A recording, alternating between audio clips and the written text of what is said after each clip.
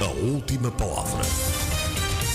Depois de tudo quanto foi dito sobre os desafios do país e do mundo, resta sempre uma palavra. A última palavra na MFM. A última palavra. Estimados ouvintes, cordiais saudações. O nosso convidado de hoje tem legitimidade para falar em nome de todos nós, isto é, nós, os jornalistas angolanos. Temos connosco aqui no estúdio Onhangachito o secretário-geral do Sindicato dos Jornalistas Angolanos, Teixeira Cândido. Muito bom dia e seja bem-vindo à última palavra.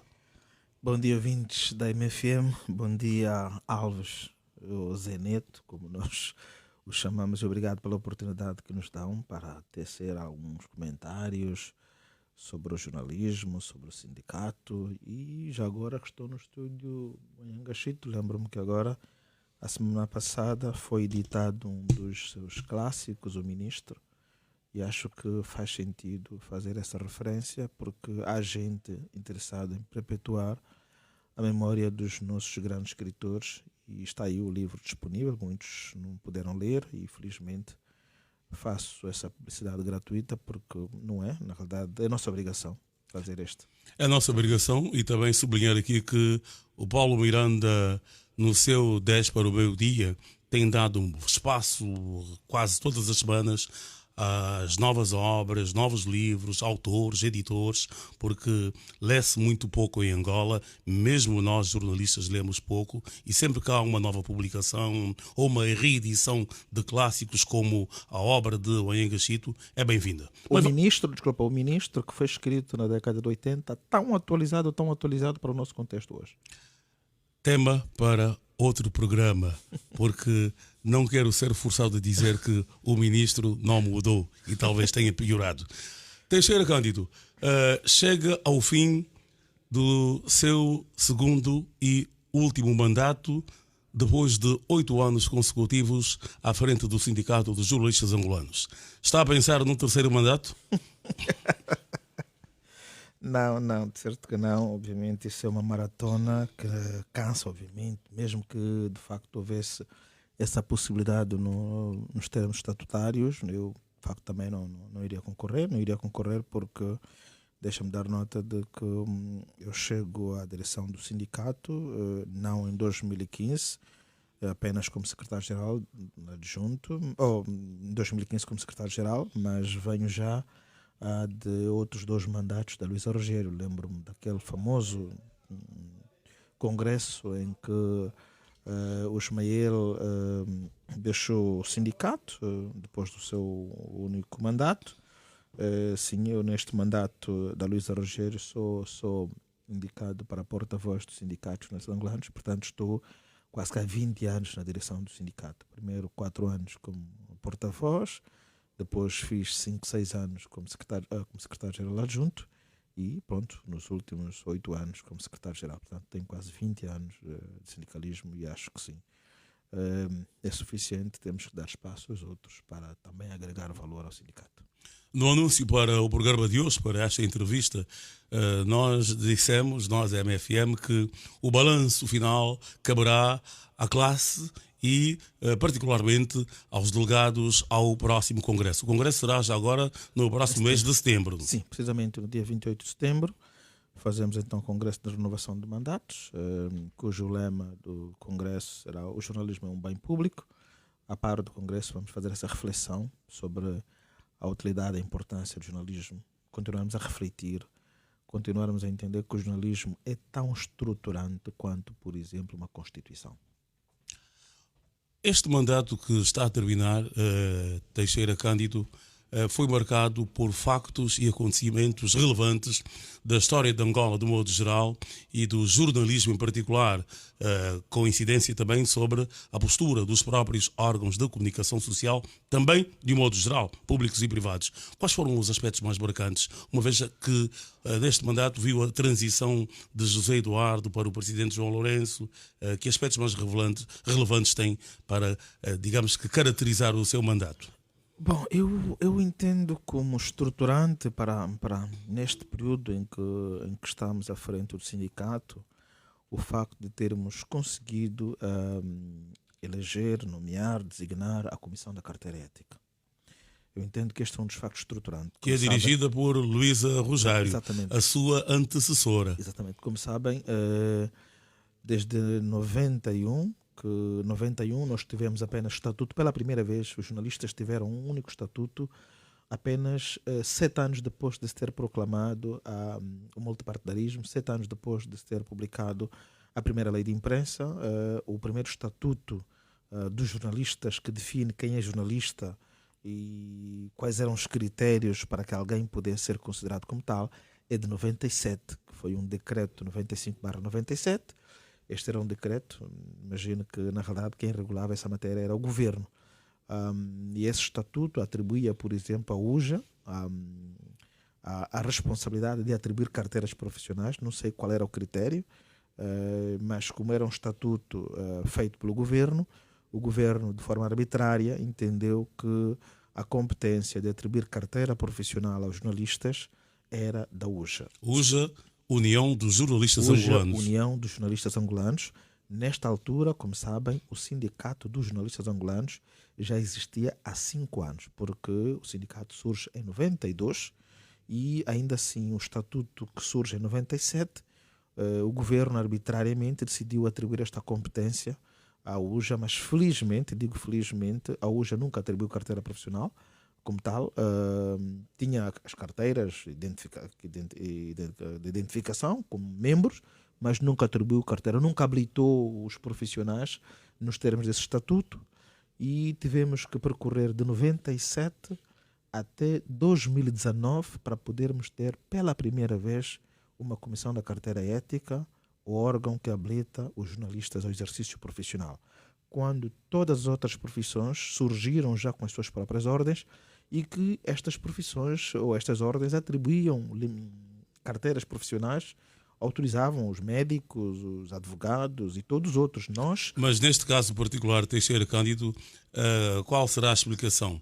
O facto, talvez, de o jornalismo ter essas particularidades, essa especificidade que o torna, digamos, um instrumento do poder. Claro, não há outra explicação. A explicação é exatamente essa: era quanto melhor, quer dizer, o governo sempre quis controlar a atividade jornalística, quer dos jornalistas, quer das empresas de comunicação, e foi arrastando, mesmo com um conjunto de leis, a dizer que não era matéria de regulação, da competência do governo. O governo sempre foi arrastando, porque, olha, nós só tivemos em 2019 a nossa Comissão da Carteira Ética, portanto temos quase 7 ou 8 anos, pela primeira vez com carteira profissional e pela primeira vez com um código de ética e de ontologia profissional aceite por todos, uma profissão que exige de 75, digo, pelo menos desde a independência. Só em 2019 é que os jornalistas conseguiram criar um código, conseguiram elaborar e aprovar, fazer aprovar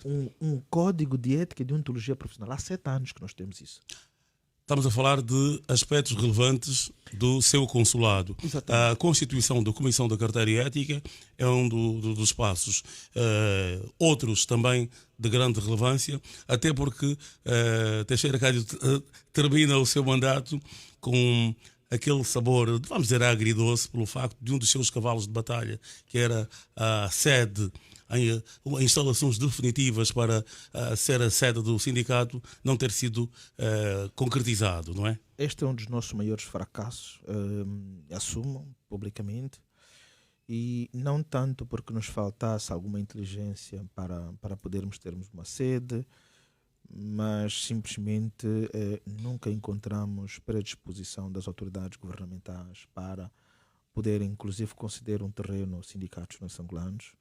Deixa-me dar nota que nós estivemos muito próximos de adquirir, por renda resolúvel, um edifício, um andar que está aí abandonado no antigo prédio da informação, na rua Renhaginga, onde funcionou, no prédio da informação, onde era o prédio da informação, onde funcionou a entidade reguladora da comunicação social. Aquele edifício está parado, está fechado, sem utilização nenhuma.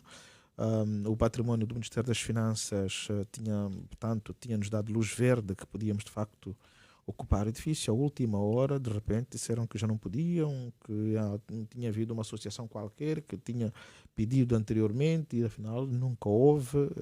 O certo é que não nos quiseram dar isso. Tentamos por via da EGTI, que é a empresa de terrenos. Já foi extinta. Foi extinta. A EGTI, Empresa de Gestão de Terrenos Infraestruturados. Foi extinta o ano passado, creio. Tentamos, mas inicialmente o preço que nos estavam a fazer para um terreno era de 75 milhões de kwanzas. Não tínhamos este valor, andámos a discutir com a antiga gestão. Na expectativa de que pudéssemos reduzir. E, de facto, quando chegou a um valor de 50 e tal milhões, estávamos a mobilizar os esforços. Infelizmente, a empresa foi extinta. Expusemos essa proposta agora ao ministro do território e aos diversos governadores. O certo é que até agora não temos nenhuma resposta. Decorrido quase mais de 33 anos, quase 30 anos, os sindicatos jornalistas continuam, infelizmente, na rua, um pouco por conta de toda essa conjuntura, das grandes dificuldades que nós atravessamos. Como disse, não é tanto a nossa incapacidade, não estou aqui a justificar. O certo é que não encontramos possibilidade, porque queríamos ter, de facto, uma sede também que dignificasse a dimensão do sindicato. Correto. Isto leva-nos a perguntar sobre a questão da cotização para termos noção do universo de colegas que estão efetivamente filiados no sindicato. A percepção que se tem, tanto nós, da classe, como a sociedade do modo geral, é que grande parte dos jornalistas não aderem ao sindicato. Esta percepção é correta? Não, porque olha, temos aí a volta de quase 2.000 e tal jornalistas a contribuírem diretamente na fonte. Desde 2001 que temos de facto este valor. É verdade que os nossos salários não são grande coisa, mas desde 2001 que o sindicato faz grande parte de todas as suas atividades sem recorrer a patrocínios, sem recorrer a nada, vai fazendo com o que tem e, portanto, dá pelo menos para fazer a manutenção, funcionamento do sindicato, nos fazer deslocar, pagar alguma renda de algumas sedes provinciais, não é muito, portanto, nem sequer a nossa cotização nem sequer chega a 5 milhões de kwanzas, tampouco 4, mas pronto, vamos nos escusando com o que pode. Não, de facto temos este número já, não são todos, o nosso desejo é que fossem todos, mas como digo, a futura direção vai ter que fazer de facto este papel de mobilizar os colegas para que possamos todos contribuir para a direção do sindicato. Os jornalistas ganham pouco neste país, como Muito de pouco. resto todas as classes profissionais, mas a nossa tem salários dramaticamente baixos. Como é que o sindicato está no seu relacionamento com os diferentes órgãos de comunicação social, com a entidade empregadora? O Estado é o maior empregador, é verdade, mas há várias pequenas empresas de comunicação, como a nossa MFM e outras, não é? Bom, na verdade, como sabem, em 2018 nós despoletamos um processo de carreiras nas empresas, porque pela primeira vez os jornalistas passaram a ter, as empresas de comunicação social passaram a ter tais qualificadores, que são instrumentos de carreira profissionais, porque pessoas como Alves podia ter 30, 40 anos de jornalismo. 41 anos de jornalismo e se não fosse designado chefe, podia até ter o título de título formal de jornalista sénior, pela competência, pelo percurso, mas em termos remuneratórios significava zero. E significava eventualmente ter o mesmo salário do que quem chegasse há 3, 4, 5 anos. O que é que se ganhou com a aprovação do qualificador ocupacional? Ganhamos os estabelecimentos de carreiras, ganhamos os estabelecimentos de salários mínimos nessas empresas, mas eles não estão a funcionar. Este é um grande problema de gestão que é transversal. Digo, das empresas de comunicação, como por exemplo os próprios Estado. Estabelecem-se carreiras, mas essas carreiras não funcionam, porque olha, se nós começarmos, as carreiras remontam, o estabelecimento de carreiras remontam a 2021, por exemplo, estão decorrido quase 3 anos. Neste período já estaríamos a fazer avaliações, neste período as empresas estariam a avaliar os profissionais e inclusive a perspectivar a promoção desses profissionais. O certo é que está um processo quase que estagnado, uma outra empresa tem isso terminado, mas grande parte delas não tem. Este é um dos grandes problemas de gestão que nós temos nas nossas empresas. Começamos há bem pouco tempo agora também nas empresas privadas a solicitar as empresas privadas para que possam ter esses qualificadores ocupacionais. Aliás, é obrigatório, porque a lei pune O decreto diz que as empresas que não têm qualificadores ocupacionais são multadas entre 5 a 10 salários mensal, salário mínimo nacional mensal, mas as empresas quase que muitas delas nem sequer conhecem isso, e isso às vezes desincentiva, faz com que as pessoas, por exemplo, não se mantenham nas redações. É que não é fácil reter um jornalista, não é? Porque, pronto, tem muitas valências, as pessoas depois adquirem valências e são cobiçadas ou são atraídas por outras atividades profissionais. Se as empresas não têm carreira, é óbvio que não é possível manter os jornalistas. E se não se mantém jornalistas de referência, não se faz jornalismo sem jornalistas de referência. E não sei quem foi o autor da ideia de hoje mandar grande parte desses jornalistas de referência, com experiência, estão a ir embora à reforma. Não sei como é que se reforma um jornalista. Não sei. Portanto, tudo quanto conhecendo das outras realidades, os jornalistas vão à reforma por vontade própria, não porque a empresa quer, porque não é fácil ter um jornalista de 30, 40 anos na redação, não é fácil, porque tendencialmente, como estou a dizer, que o jornalismo é uma profissão de transição. Olhem para a quantidade de políticos que nós temos, passaram pelo jornalismo. Não só em Angola, em Portugal, Marcelo, Paulo Portas, tantos outros, tanto foram primeiro-ministros, presidentes e outros, quer dizer, é uma profissão. Boris Johnson foi primeiro-ministro da Inglaterra, o jornalista, quer dizer, é uma profissão de transição, tendencialmente. Em Angola também temos João Miranda, Carolina Cerqueira, Aldemiro Vaz e todos os outros, o Zé Patrício, que foi o primeiro angolano diretor da British Petrol, quer dizer, da BP. Portanto, embaixador em Portugal, nos Estados Unidos, está agora na Turquia. Manuel Augusto, o secretário do Luís Fernando e tantos outros. Todos estes passaram jornalismo, e tanto é uma profissão de transição. E manter um jornalista como, não é por estares aqui, o Alves e outros com 30, 40 anos na redação, não é fácil. Deviam ser acarinhados e não mandados à reforma, como alguém um dia decidiu e orientou as empresas públicas a reformar quase que todos os jornalistas. As empresas estão órfãs, não há referências. Hoje, se for para o Jornal de Angola, por exemplo, olha para a redação do Jornal de Angola, você não consegue encontrar alguém da sua geração. Se for para a Rádio Nacional de Angola, encontrará um ou dois da sua geração. Se for para a televisão pública de Angola, é exatamente a mesma coisa. Quer dizer, não é possível. Isso tem reflexos, naturalmente, na qualidade do jornalismo praticado. Tem todo o reflexo. A quem interessa esta situação? Reflexo negativo. Eu não sei quem foi o autor desta ideia. Não é possível conceber. Ou não conhece exatamente a natureza do jornalismo, ou eventualmente não conhece as outras realidades, porque quando se vê para as televisões de referência, aquelas que nós vimos, a Globo, e quando se vê um Pedro Bial, que faz jornalismo há quase 30, 40 anos na Globo, quando se vê tantos outros na SIC e outros canais, no Expresso, pessoas que têm 40, 50 anos de jornalismo, mesmo nas grandes cadeias como a BBC, CNN e tantos outros, encontramos pessoas com 40, 50 anos a fazer jornalismo, porque o jornalismo é exatamente isso. Quanto mais tempo, mais melhor a pessoa tem, e depois não se conquistam fontes. Não é possível ser jornalista há 5, 7 anos e ter uma relação de fontes. Assim, quer dizer, poder interagir com ministros, poder interagir com governadores, poder interagir com um conjunto de figuras públicas, não é? Figuras governamentais. Não é possível. Você cria uma relação, essa relação é sustentada ao longo do tempo. E quando se mandam embora um jornalista, com ele vai um conjunto de fontes, vai um manancial de informação que nem uma redação depois consegue recuperar. E é isso que as pessoas não entendem, é isso que as pessoas não conseguem compreender. Insistindo nos aspectos mais relevantes do consulado de Teixeira Cândido, a transição do presidente José Eduardo dos Santos para o presidente João Lourenço trouxe uma lufada de ar fresco sobre a imprensa. Houve uma abertura visível. Na altura até houve um artigo por nós assinado que dizia que era a segunda independência para os jornalistas. Como é que vê essa questão da liberdade de imprensa durante estes 8 anos em que Teixeira Cândido é secretário-geral do sindicato? Bom, eu iria responder essa questão com um título de um filme, acho que é do Woody Allen, E Tudo o Vento Levou, acho que é este o título, uns filmes clássicos. Isso para responder que sim, de facto tivemos esta áurea, tivemos essa expectativa, tivemos de facto todos entusiasmados e excitados com aquele advento da liberdade de imprensa que o presidente João Lourenço proclamou no início do seu mandato. Vimos a satisfação enorme da sociedade a elogiar os órgãos públicos como nunca.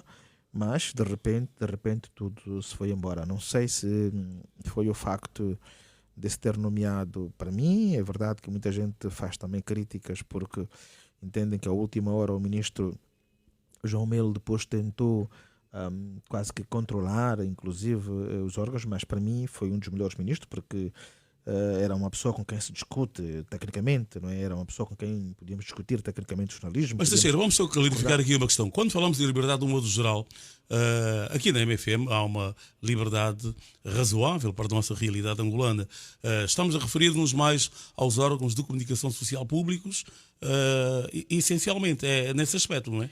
Necessariamente, porque quando falamos da liberdade da imprensa é fundamentalmente olhando para os grandes órgãos de comunicação social do Estado, os grandes órgãos de comunicação social do país, não diria do Estado, porque a Rádio Nacional de Angola, ao contrário de qualquer outra rádio, é aquela que consegue alcançar qualquer coisa como 100 e tal municípios, dos 164 municípios que temos ainda hoje, até que se publique a lei da nova divisão política administrativa, portanto temos 164 municípios. A Rádio Nacional de Angola é a única que consegue chegar a 100 e tal municípios, ou quase 100, ou cerca de 90 e tal municípios. E quando falamos de liberdade da imprensa, falamos destes órgãos de comunicação social, tendo em vista estes órgãos de comunicação social, por duas razões. Primeiro, pelo alcance que eles têm. Segundo, porque são órgãos de todos. Deveriam ser, em princípio, de órgãos de todos.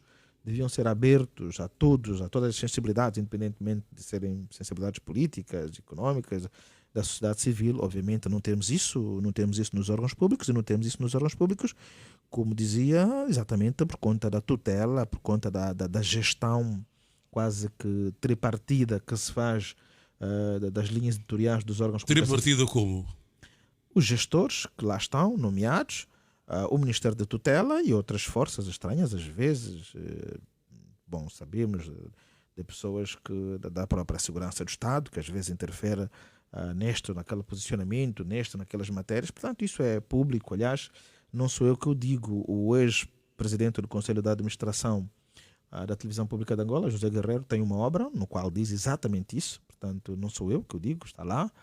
Eventualmente eu sou suspeito para dizer isso, mas quem lá esteve a gerir isso e colocou isto numa obra literária dele, que é um percurso, que fala do percurso dele, portanto, está lá. José Guerreiro diz claramente isso, que não é surpresa para nós, porque nós sabemos, nós conhecemos, nós vivemos as redações, nós conhecemos o ambiente, as ordens, quando são baixadas, nós é que as executamos enquanto jornalistas, portanto, isso não é nenhuma surpresa para nós. Nós sabemos exatamente deste controle. Até que ponto, Teixeira Cândido, este tipo de tutela político-administrativa também interfere na qualidade do desempenho do próprio jornalista? Prejudica em última instância a democracia. Prejudica em última instância a democracia. A corrupção de que tanto fala hoje, do combate à corrupção, se tivéssemos órgãos de comunicação social com independência, grande parte deste bom suposto de atos de corrupção, de gestores que nós hoje conhecemos, deveria ser divulgado, deveria ser denunciado pelos órgãos de comunicação social públicos. Os jornais privados fizeram-no e eram desacreditados porque supostamente eram jornais do contra, mas deveriam ter feito o mesmo papel os órgãos de comunicação social públicos. Aliás, voltando à liberdade de imprensa, vamos lá dizer, concedida, entre aspas, pelo presidente João Lourenço assim que chegou ao mandato. Olhem para a quantidade de reportagem que a televisão pública foi fazendo em relação a ministros e outros que foram desviando os equipamentos e meios guardados nas fazendas. Se tivesse de facto havido liberdade de imprensa nos órgãos públicos, esse conjunto de denúncias teriam sido feitas e teríamos contribuído decisivamente para isso. Ora, se não se concede, vamos lá dizer, se não se deixa que os órgãos de comunicação social tenham a liberdade de imprensa, trabalhem com a liberdade que se impõe, em última instância fica prejudicada a democracia.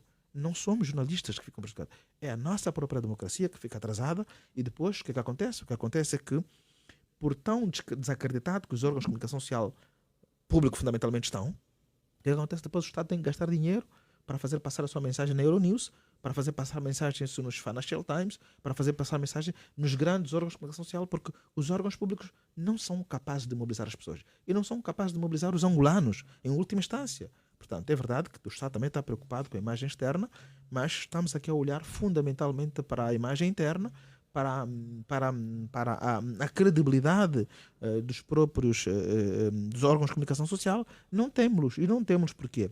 Porque às vezes basta a SIC espirrar que aqui toda a estrutura governamental, quer dizer, põe-se a mexer. Basta expresso escrever um texto. E porquê? Porque estão quase que desacreditados os grandes órgãos de comunicação social. E achamos que só os portugueses, os americanos e os ingleses é que são capazes de fazer jornalismo. Não, nós também somos capazes de fazer, com devido respeito pelos nossos colegas, também fazemos o que os outros fazem. E qual é a avaliação então que faz, neste caso, da regulação? Em Angola temos uma regulação dividida entre o Ministério, né, das Telecomunicações, Tecnologias de Informação e Comunicação Social, que é a nossa tutela, mas também existe a entidade reguladora da comunicação social. Estas duas entidades que partilham a regulação dos órgãos de comunicação social não poderiam, de alguma forma, estabelecer as balizas para que houvesse uma comunicação social, pelo menos, mais arejada? Não, nós temos formalmente duas entidades reguladoras. Uma que está consagrada na lei de imprensa e na lei da entidade reguladora da comunicação social, que é a ERC, mas de facto quem tem poder de regulação é o governo, porque o poder de licenciar órgãos de comunicação social e o poder de retirar licenças dos órgãos de comunicação social são poderes que estão na esfera do governo, incompreensivelmente, porque quer a Constituição da República de Angola, quer a Lei das Entidades Administrativas Independentes, não confere este poder ao governo.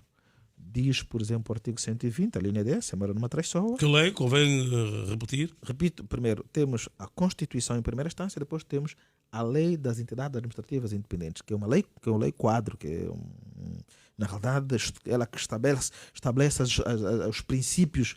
É uma lei estruturante. Estruturante, é lei quadro. Dizia a própria Constituição, nos termos do artigo 120, a linha D, diz que o titular do Poder Executivo dirige a administração direta, superintende a administração indireta, tutela a administração autónoma e coopera com a administração independente. Ora, se coopera, não regula. Quer dizer que se o titular do Poder Executivo, nos termos da Constituição, que é um órgão unipessoal, o governo em Angola é um órgão unipessoal, nos termos do artigo 108 e seguintes, é um órgão unipessoal. Se o titular do Poder Executivo não tem poderes para regular, como é que o Ministério, que é um órgão auxiliar, pode ter poder de regular? Então isso é uma afronta à própria Constituição da República. Absolutamente. Quer dizer, absolutamente. E andamos a levar tempos para se transferir os poderes de regulação a uma entidade reguladora, de facto. É o Ministério. Quando o Ministério, arbitrariamente, sem critério, encerrou a Vida TV, encerrou a TV Record, encerrou, por exemplo, a Camonda News e tantos outros, sem critério, porque a Constituição, nenhuma lei lhe oferece isso, sem critério rigorosamente nenhum, isso é arbitrariedade. Isso não existe no Estado Democrático de Direito. Quem regula as liberdades, tendencialmente, portanto, as liberdades, em princípio, são matérias da competência da Assembleia Nacional, competência legislativa da Assembleia Nacional. Mas nunca pode ser o governo a regular a matéria, porque o governo é o principal violador dos direitos. O Estado é o principal violador dos direitos. E no caso concreto da comunicação social, é o principal acionista dos maiores órgãos e tem até a competência de prover os cargos de direção e chefia desses mesmos órgãos. A entidade reguladora da comunicação social está confortavelmente instalada no papel residual que lhe resta.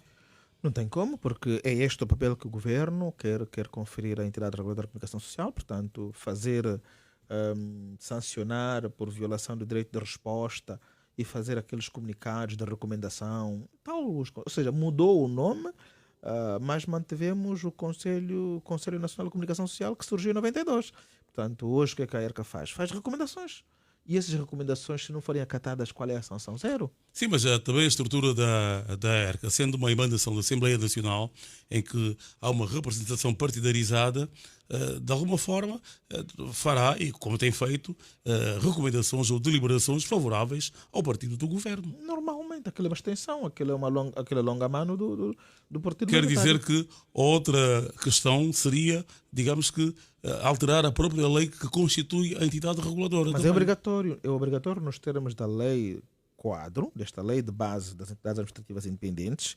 Quer dizer que o estatuto ou a lei da entidade reguladora da comunicação social, que é a lei 2/17 de 23 de janeiro, tem de se adequar a esta lei.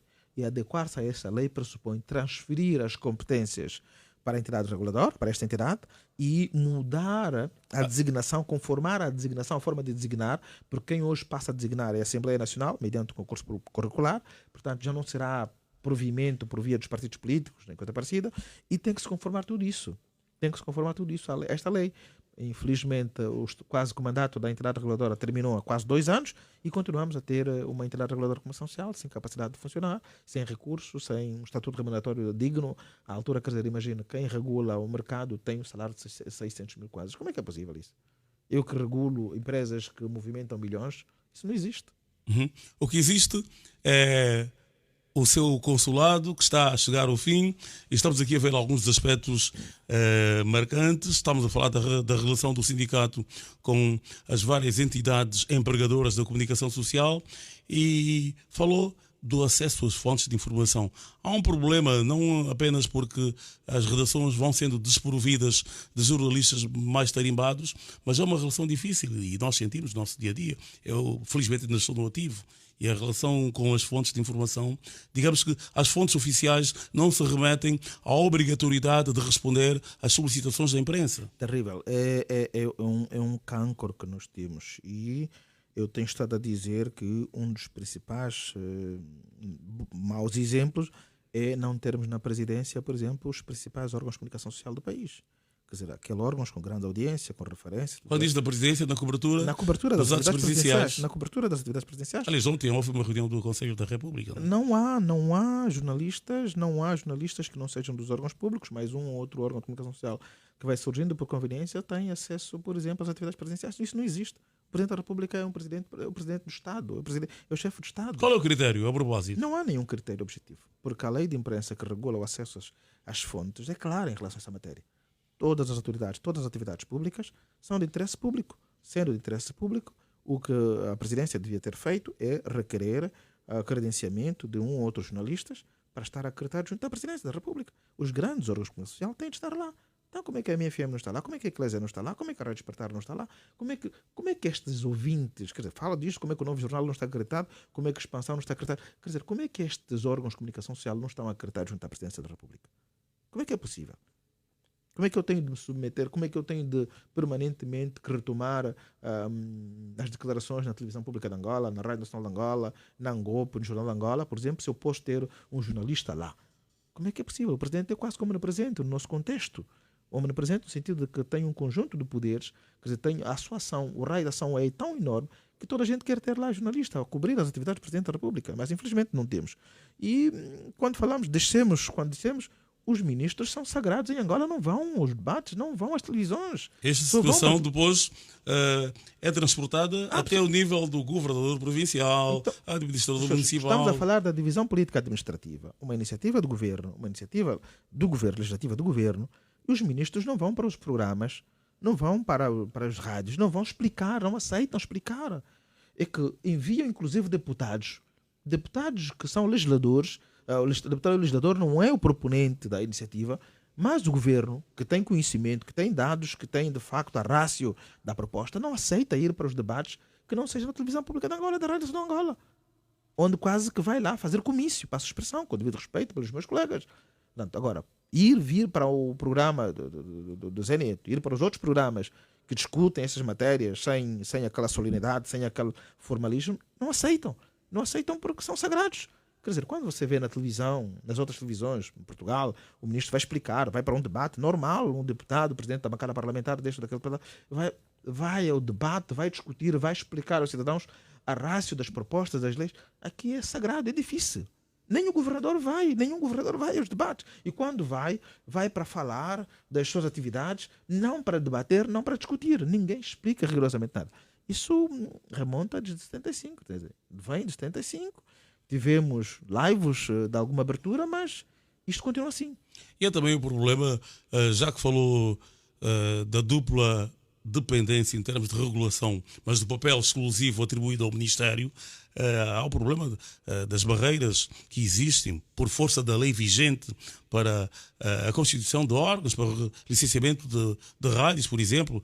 Creio que para uma estação de rádio são 50 milhões de kwanzas, não é verdade? Sim, hoje não. Em princípio, em 2023, a lei exigia para rádios do âmbito da dimensão da MFM exigia 75 milhões de kwanzas, para a rádio do âmbito nacional exigia 250 milhões, para a televisão, para um canal de televisão, uma estação de televisão exigia 800 milhões, esses valores foram reduzidos. Hoje para a rádio são 50, para a rádio de âmbito nacional são a rádio da dimensão da MFM, que é provincial, são 50 milhões de capital mínimo, 150 para a rádio de âmbito nacional e 500 milhões para quem quiser abrir uma televisão. Portanto, são valores, obviamente, que impedem que qualquer cidadão possa ter um órgão de comunicação social, quer dizer, isso... E para as rádios comunitárias, que não existem em Angola? Não, infelizmente foi feita a revisão em 2021, enxertou-se na lei de imprensa a lei 17/21, um capítulo respeitante à lei um capítulo respeitante às rádios comunitárias, mas quem regula esta matéria, quem vai regulamentar, quem vai estabelecer todo um conjunto de pressuposto e procedimento é o governo. E o governo não faz nada. Portanto, a lei tem quase 4 anos desde que foi aprovada e até hoje não há um regulamento para dizer quem. E mais do que isso, criou-se um artefacto legislativo exatamente para impedir que as comunidades possam ter rádios comunitárias, porque diz a lei que só pode ter rádios comunitárias associações ou fundações. Estamos a dizer, por exemplo, que uma comunidade dirigida por um SOBA não pode ter rádio comunitária. Isso isso não existe. Mas está na lei. Está na lei, está lá na lei. Quer dizer, se eu não tenho bilhete de identidade, como é que eu vou construir uma associação? Tenho que vir para Luanda construir a associação. Sim, mas a pergunta que se coloca até é outra e mais simples. Será que eu tenho que me associar a alguém para ter a minha própria rádio? Por que se ela não tem fins lucrativos? Uma rádio comunitária... Não tem fins lucrativos. Zero. É de interesse comunitário. Nem precisa ser feita por jornalista. Aliás, num momento como este, em que se está a falar muito da segurança alimentar, e foi o tema da reunião de ontem do Conselho da República, as rádios comunitárias, e temos exemplos de países aqui vizinhos, como Moçambique, por exemplo, têm um papel muito importante na educação dos camponeses, questões de práticas agrícolas, a saúde comunitária, a educação comunitária, e Moçambique terá cerca de 40 rádios comunitárias. Todo não é? um conjunto de doenças, às vezes, de doenças que... Está-se a falar agora, porque aproxima-se a época das chuvas, a cegueira dos rios... Um conjunto de atividades que se podiam ser prevenidas por essas rádios comunitárias. Os SOBAs ou qualquer especialista podia ir para uma rádio comunitária, falar na língua daquelas pessoas, as pessoas compreenderem. Isso existe hoje na África Austral toda. Nós somos o único país na África Austral, até Moçambique tem, digo até, com o devido respeito. Moçambique tem 48 rádios comunitárias. Congo Democrático, Namíbia, todos os outros países da África Austral têm rádios comunitárias e nós não temos. E não temos exatamente porque o governo não quer. Cada vez que faz... Primeiro tinha previsto isso em 2006. Retirou na lei de 2017. Voltou a colocar na lei de 2021 e hoje, para regulamentar, estão 4, 5 anos. Ninguém regulamenta exatamente isso. Estão a obrigar que uma comunidade tem que criar uma associação para ter uma rádio, uma fundação para ter uma rádio. Para quê? Se não há dinheiro lá, se não se gera, não é preciso, nem é necessário que o jornalista faça. Sim, não é uma rádio comercial, não tem fins lucrativos. Não tem. Ela não precisa ser feita por jornalista. Um SOBA pode fazer aquela rádio comunitária. Um SOBA, uma senhora qualquer que saiba contar histórias. Um líder religioso, um pastor, um padre. Um pastor pode fazer rádio comunitária. Não há necessidade de haver. Portanto, não se compreende. Não se compreende. O que nós compreendemos é que teremos congresso do sindicato no dia 28 de setembro próximo, já, portanto, daqui a pouco mais de um mês. Teixeira Cândido não vai mais concorrer a um terceiro mandato. Primeiro, os estatutos do sindicato não permitem. Segundo, não vai fazer nenhuma alteração dos estatutos para poder concorrer. Não é possível isso, não é possível. E o sindicato tem, de facto, esta cultura, digo, modesta parte, esta cultura democrática. Como sabem, temos 30 e tal anos e vamos ter o quinto líder na gestão. Sim, o líder fundador, Avelino Miguel, depois temos o Ismael Mateus, Luísa Rogério. Tenho eu e depois vamos ter o quinto líder na direção do sindicato. Portanto, são quase 10 anos por cada líder, que é o normal. Noutras organizações políticas e não só, os líderes cessantes têm sempre um delfim. Teixeira Cândido está a apostar em algum sucessor? Bom, na verdade, eu não diria que seja delfim como tal, mas não seria leal, nem seria correto não apoiar, por exemplo, quem foi meu adjunto. Isso eu faço. Agora, está a falar do Pedro Miguel, sim, da Rádio Nacional de Angola. Eu encorajei o Pedro Miguel porque conhece, na realidade, a nossa forma de atuar, compreendeu exatamente que o sindicalismo em Angola faz-se com diplomacias, mas também faz-se com combate. Mas cá fora, isto é, fora do sindicato, ventilam-se outros nomes. Fala-se em Pedro Miguel, é verdade. Fala-se também em André Mussamo, que está à frente do Miss Angola, e também uma publicação recente que falou do Coque Mocuta, que está na Voz da América. Já há listas de concorrentes ou apenas está tudo somente nas especulações, conjecturas? Sim, conjecturas, basicamente. Mas há uma abertura para quem quiser concorrer. Claro, o estatuto não... Se eu, Alves Fernandes, e o nosso técnico sonorizador quisermos fazer uma lista, podemos concorrer. Acho que ganhas. Pronto, então, mas... Edmundo Simões, temos abertura. Ganhas. Na verdade temos, não. Na verdade o sindicato é aberto. Todos, quem quiser fazer uma lista e concorrer, sim. Eu não faço, obviamente, não faço campanha, não faço... Meu voto vale tanto quanto os outros filiados. Portanto, posso eventualmente ter uma outra influência para induzir votos neste ou naquele candidato, mas não tenho o poder da ubiquidade, nem tenho qualquer outro poder que não seja de um mero filiado. Portanto, De qualquer modo, Teixeira Cândido, já estamos a caminhar já para o fim da nossa conversa. O processo orgânico está já em curso. Está. As atividades preparatórias estão a decorrer. Sim, de facto foi convocado oficialmente, publicado no Jornal de Angola o Congresso. Tanto os relatórios estão todos a ser elaborados, os estatutos, o regulamento eleitoral, o regulamento do Congresso, os relatores de atividade estão todos de facto elaborados, os delegados estão todos eleitos, falta apenas de Benguela, porque há um mandato, vamos considerar com renovação de mandato, mas em princípio o número está estabelecido, pré-estabelecido, porque o estatuto pré-estabelece. Portanto, os preparativos estão todos. Eu, na realidade, eu não podia terminar esta entrevista e este momento sem agradecer o enorme apoio que eu recebi de pessoas veteranas como Alves, como Zeneto, como Reginaldo, como Avelino Miguel, a Luísa Rogério. Ninguém lidera um sindicato da nossa dimensão sem apoio de pessoas mais experimentadas. Eu tive este apoio, felizmente sou abençoado e grato, e queria apoiar, quer dizer, os órgãos de comunicação social, quase todos, mesmo os órgãos de comunicação social públicos, apesar de todo um controle. Aliás, é preciso sublinhar aqui que Teixeira Cândido é quadro jornalista do Jornal de Angola, das edições de novembro. Sou quadro. O Jornal de Angola é uma grande escola, foi uma grande escola, ou é uma grande escola para mim, e estou muito grato pela oportunidade. Queria agradecer a todos os colegas de Cabinda Ocunen que apoiaram e foram apoiando este nosso mandato. Há uma pergunta enviada por um colega, meu amigo do Teixeira.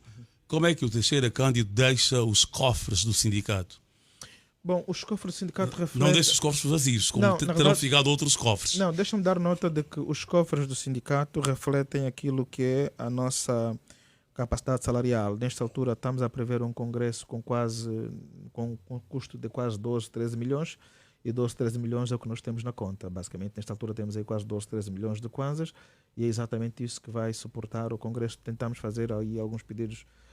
Nesta altura não tivemos aí já um pedido aceito, mas não para nos patrocinar financeiramente, mas na realidade os cofres do sindicato nesta altura têm este valor, 12, 13 milhões de kwanzas, e é o dinheiro que nós vamos usar para o Congresso. Muito bem, mesmo já para terminar, Teixeira Cândido, há uma questão que nós abordamos aqui no Estado da Nação mais do que uma vez. Há uma proposta de lei que prevê a alteração do Estatuto do Jornalista. De facto, sim, havia esta proposta. Foi retirada ou está engavetada na Assembleia Nacional? Ou está engavetada na Assembleia Nacional. Ela tinha sido retirada. Tinha sido retirada porque um conjunto de propostas feitas pelas associações não estavam incluídas. E deixa-me fazer aqui uma homenagem a alguém que já não é líder da bancada parlamentar do MPLA, e o Virgílio Fontes Pereira. Bom, eu tive uma grata relação com este senhor, uma pessoa que ouvia as propostas e, de facto, interagimos durante o seu mandato, muito, mas muito mesmo, interagimos. Grande parte das leis não foram aprovadas e não seguiram como seguiam, exatamente porque ele teve essa sensibilidade de ouvir. E acho que, de facto, é possível fazer esta interação, é possível ter esta abordagem. Mas devia ser mais institucional do que meramente pessoal, não é? Não é pessoal, é institucional. Deixa-me dar nota de que é institucional. Sempre que solicitamos um encontro, a bancada parlamentar do MPLA, na vigência, por exemplo, do seu mandato, ele nos recebeu, e num ambiente formal, não era Teixeira Cândido e o Virgílio Fontes Pereira. Não, era o Teixeira Cândido e os seus colegas, mas a direção do sindicato, a direção do com os representantes do grupo parlamentar do MPLA. E tivemos com a bancada parlamentar da UNITA, também sempre tivemos este ambiente. Portanto, não temos queixa em relação, quer a bancada parlamentar do MPLA, quer a bancada parlamentar da UNITA, sempre tivemos essa oportunidade. Portanto, como digo, reitero os meus agradecimentos. Portanto, a alteração à lei não está agendada no Parlamento. Esta proposta foi retirada. Foi retirada, quer esta lei, a lei sobre estatutos dos jornalistas, quer a lei da Entidade Reguladora da Comunicação Social. Estas duas leis não foram retiradas da Assembleia Nacional. Muito bem, Teixeira Cândido. Até o dia 28, data marcada para o Congresso. Naturalmente que vamos ter outros espaços para a conversa sobre o sindicato, que neste particular é de todos nós. Muito obrigado. Nunca é demais, agradeço imenso a oportunidade que nos dão e todo o apoio que consideram o nosso mandato. Portanto, cabinda ao Cuneno.